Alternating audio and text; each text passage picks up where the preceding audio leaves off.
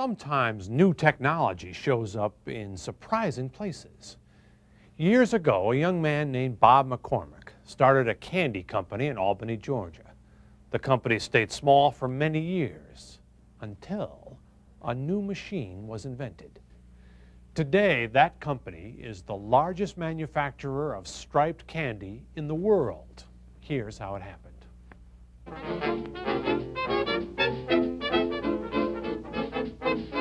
Bob McCormack loved candy. He loved it so much that he wanted to spend his life making it. So in 1919, he founded Bob's Candies in Albany, Georgia. It was an innovative company from the start. They were the first to wrap candy in the new transparent paper, cellophane. The company prospered during its first 2 decades. Things were going well for young Bob McCormack, and then disaster struck. On February 10, 1940, a killer tornado swept through Albany at 4 o'clock in the morning. Bob's Candies was directly in the storm's path. The factory was destroyed. But Bob McCormack didn't give up. In the years after the tornado, he slowly rebuilt the business, literally from the ground up. The McCormack children, Anna Louise, Bee, and Bob Jr., grew up to play major roles in the company. Anna Louise, the first company mascot, grew up to be the bookkeeper. Bob Jr. eventually succeeded his father as president. Bee McCormack was the first personnel director, and she remembers the early days of making candy. I remember the days when the candy makers had a great big hook on the wall, and they would take the candy and throw it over the hook and pull it, and that's how the candy was pulled. Making candy in those days was difficult and slow. But then things changed dramatically and suddenly, all because this man, Father Gregory Keller, a Catholic priest, liked to tinker.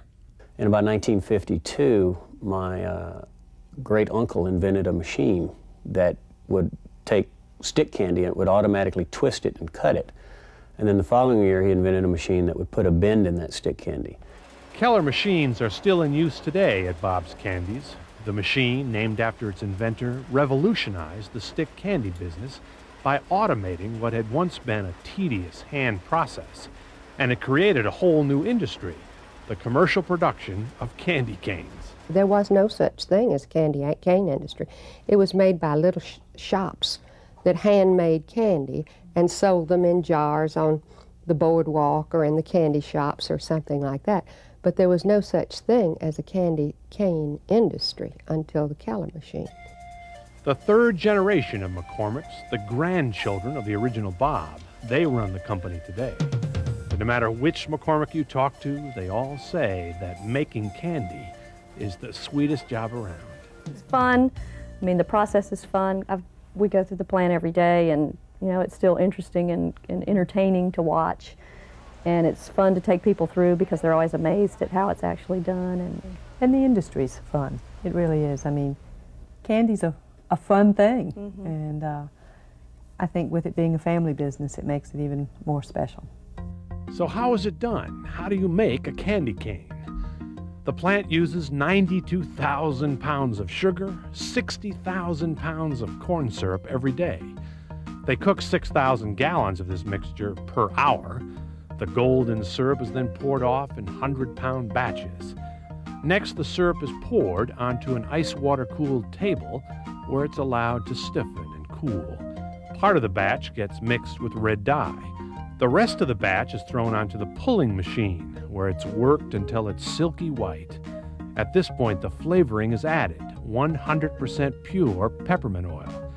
Next, the red stripes are put on, wide stripes and pin stripes. And then the batch is ready for the next part of the process.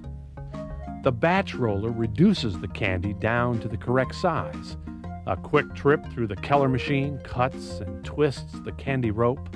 And finally, the candy is wrapped in cellophane and boxed, ready to be shipped out to stores. The family tradition at Bob's continues today. 14-year-old Mackie, great-grandson of the original Bob, is beginning to learn about the business, and he thinks it's pretty neat.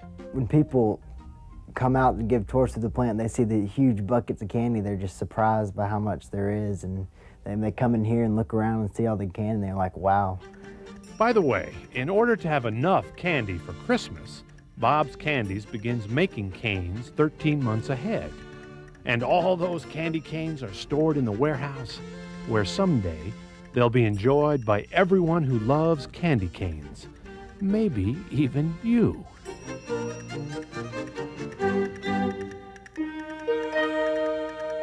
Every 24 hours, Bob's Candies makes about 150,000 pounds of candy. That's 3 million candy canes every day.